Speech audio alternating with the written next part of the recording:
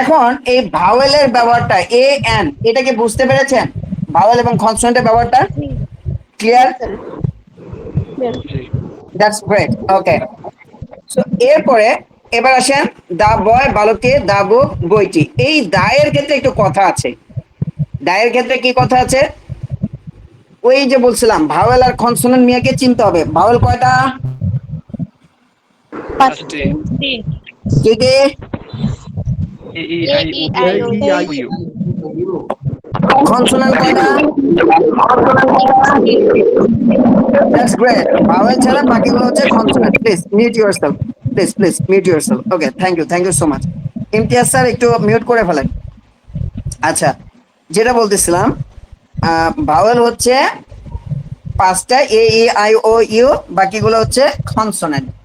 আচ্ছা, আমার আসলে ইয়াটা হচ্ছে ডেস্কটপটা হচ্ছে আপনার হোস্ট হিসেবে আছে। এখন ওখান থেকে মিউট করতে গেলে আপনার বারবার স্ক্রিন থেকে বের হতে হবে, স্লাইড শো থেকে বের হতে হবে। এটা একটু কষ্ট। আপনারাই যদি নিজেরাই নিজেদেরকে মিউট রাখেন এটা আমার জন্য সহজ।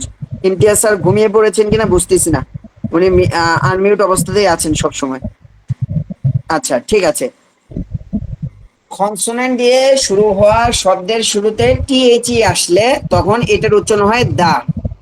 আর vowel A E I O U এরকম পাঁচটা লেটার দিয়ে কোনো একটা শব্দ শুরু হয়েছে, তার শুরুতে টিএইচই আসলে ডি উচ্চারিত হয়। একটা এক্সাম্পল দিলে ক্লিয়ার হয়ে যাবে। সেটা কিরকম? যেমন মনে করেন বয়। বয় শব্দটা কি দিয়ে শুরু হয়েছে, ভাওয়েল না কনসোনেন্ট? কনসোনেন্ট। কনসোনেন্ট দিয়ে, এর শুরুতে টিএইচি আসছে, তাহলে এখন এই উচ্চারণটা কি করবো, দি না দা? দা বয়। দা বয়। দা বয় মানে কি, বালকটি। দা বয়, বালকটি। এখন অ্যাপল একটা শব্দ, একটা word, apple, A double P L E, apple একটা শব্দ। এই শব্দটা কি দিয়ে শুয়েছে, ভাওয়েল না কনসোনেন্ট? ভাওয়েল দিয়ে। এখন উচ্চারণটা কি হবে, দা অ্যাপল না অ্যাপল? দ্যাটস গ্রেট, মাশাআল্লাহ, fantastic, thank you. Please mute yourself. বলেই মিউট করে ফেলবেন, বলেই মিউট করে ফেলবেন। That's great, fantastic, thank you so much. So যেটা বলতেছিলাম, তাহলে আমরা একটু আগে বললাম যে কনসোনেন্ট দিয়ে শুরু হওয়া শব্দের শুরুতে টিএচই আসলে দা উচ্চারিত হয়, ভাওয়েল দিয়ে শব্দ হওয়ার শুরুতে। এই জন্য এখন মনে করেন দুটো শব্দ আমরা নিই, একটা হচ্ছে আনসার আর একটা হচ্ছে কোশ্চেন। এখন যদি আমরা আসলে মাউস দিয়ে লিখতে কষ্ট হচ্ছে, A N S W E R.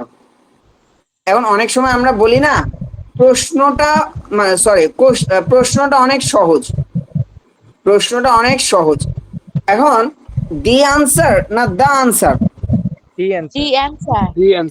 The answer. আচ্ছা, এবার আমরা বললাম এই যে দি এর পরে টিএসি এর পরে কোশ্চেন দিলাম, মনে করেন Q U E. The question. Mouse দিয়ে লিখতে হচ্ছে তো অনেক সময় ডাইনে দিলে বামে যায়। আচ্ছা, ঠিক আছে, আমি ইন্টারেক্টিভ বোর্ডে নিতে পারলে ভালো হতো, ওখানে চমৎকার লেখা যায়। আচ্ছা, এখন কথা হলো আনসারের সময় কি বলতেছে, the answer, the answer. The answer. কোশ্চেনের সময় কি হবে, দা হবে না দি হবে? কোশ্চেন।